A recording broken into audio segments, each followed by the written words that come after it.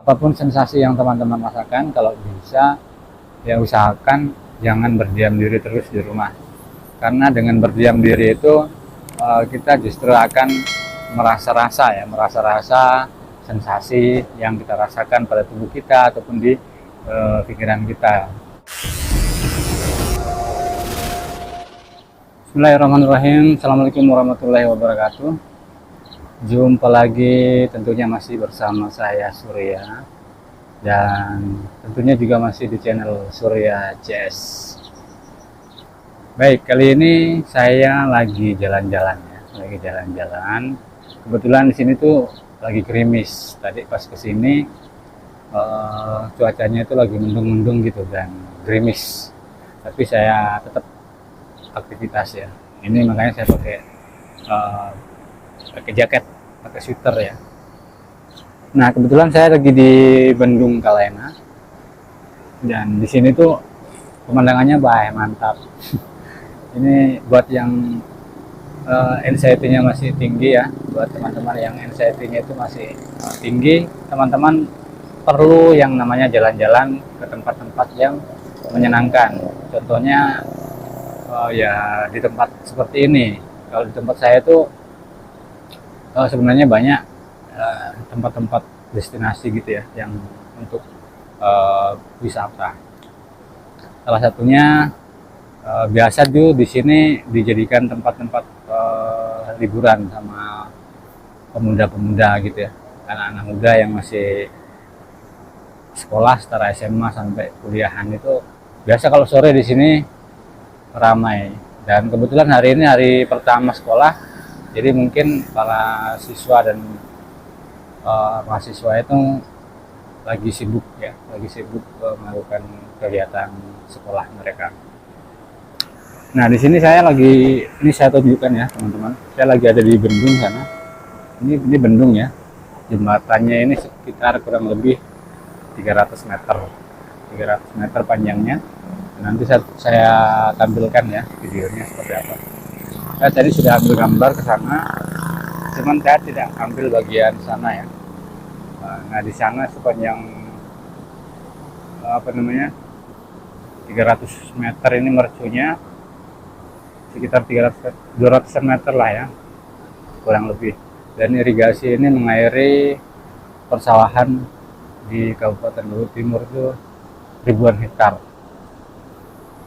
Jadi ini adalah Sungai Kalena yang terletaknya itu di Kabupaten Luhut Timur.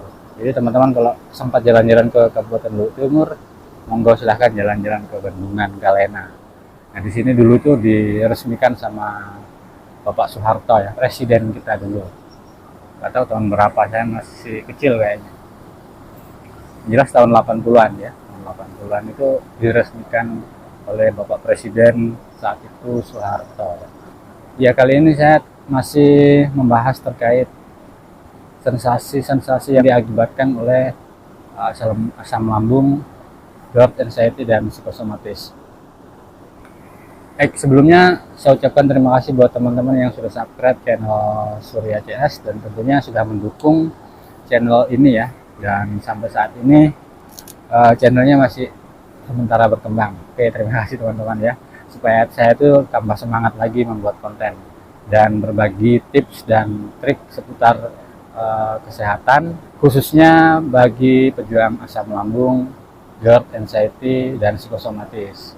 Karena memang perjuangan penderita asam lambung itu sangat lumayan agak berat sih.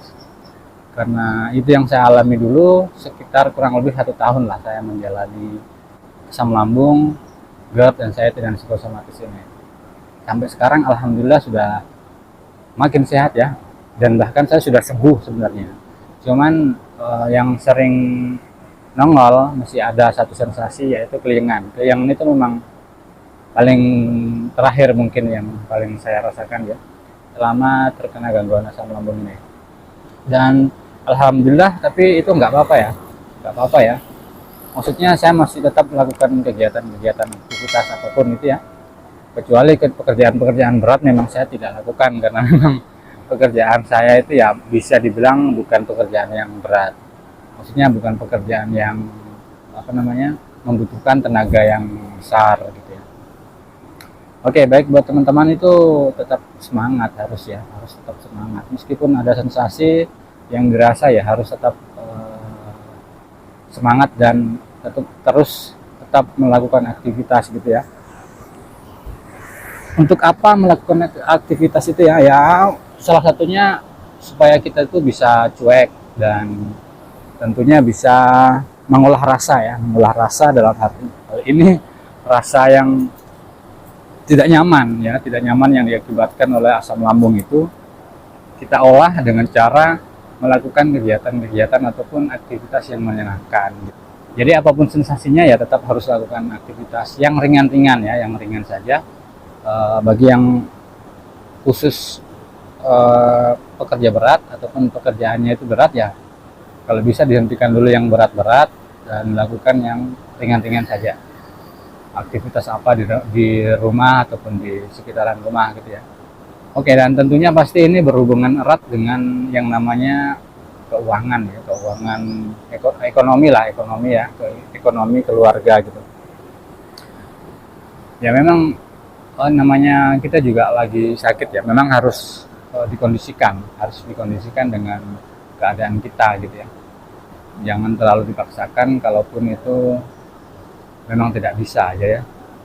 Jadi memang harus dikondisikan. Ketika ada pekerjaan yang bisa dilakukan namun tidak membutuhkan tenaga yang super ekstra ataupun super besar, lakukan saja ya, selagi itu bisa menghasilkan dan membantu ekonomi keluarga gitu.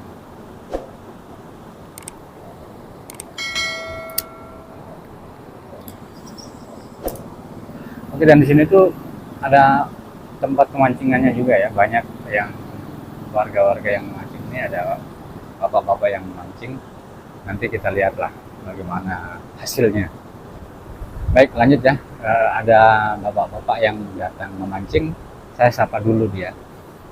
Dan ternyata mancingnya tuh di bawah situ, nanti saya syuting ya. Oke, lanjut sampai di mana tadi ya? Lanjut, ketika teman-teman itu mau melakukan kegiatan, ya kegiatan yang ringan saja ya, nggak usah yang berat-berat. Walaupun harus berat, misalnya terpaksa, dikondisikan lah. Ketika kita masih kuat, ya lakukan saja. Intinya kalau misalnya ada hal-hal yang tidak diinginkan ya, teman-teman kan bisa tahu sebatas mana pekerjaan kita itu ya. Tapi insya Allah kegiatan apapun sebenarnya, kalau kita fokus dan tenang, penyakit ini memang menyerangnya pikiran. Jadi kalau kita menenangkan pikiran kita, sekalipun itu pekerjaan yang agak berat dan membutuhkan tenaga yang besar, itu kemungkinan bisa dilakukan. Cuman kita harus tahu batasannya gitu ya, harus tahu batasan kondisi kita seperti apa gitu ya. Misalnya memang tidak bisa dipaksakan, ya jangan dipaksakan. Nah dulu waktu saya masih keliengan juga yang agak lumayan sering gitu ya, maksudnya dalam hal ini satu hari itu ada keliengan terus besoknya nggak ada tuh, saya dulu kebetulan kan saya itu menggarap sawah musim lalu tuh saya masih menggarap sawah. Saya masih sempat bisa nyemprot padi ya, nyemprot padi itu saya masih bisa lakukan.